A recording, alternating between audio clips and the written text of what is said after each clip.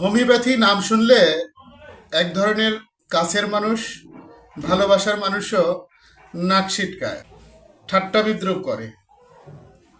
তাদের প্রতি সমবেদনা, ভালোবাসা এবং শ্রদ্ধা জানিয়ে যারা অসুস্থ রয়েছেন, বিশেষ করে বাত ব্যথায় ভুগছেন, হাড় ক্ষয় হয়ে গেছে, নানাবিধ গোপন রোগে ভুগছেন যা প্রকাশ করতে পারছেন না, মা বোনদের নানা ধরনের গোপনীয় রোগ হোক বা যুবকদের নানা ধরনের গোপনীয় রোগ হোক, যেটি লজ্জা অপমান সহ্য করেও আপনি রোগটি পুষে রেখেছেন, মলদ্বারে যাবতীয় সমস্যা, বন্ধ্যাত্ব সমস্যা নিয়ে ভুগছেন, আমি তাদের বলছি।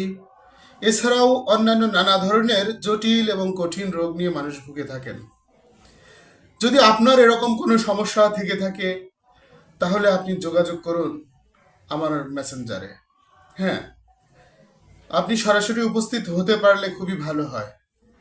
যদি সরাসরি উপস্থিত না হয়েও বর্তমান সময়ে ভিডিও কলের মাধ্যমে, হোয়াটসঅ্যাপে, মেসেঞ্জারে কথা বলা যায়।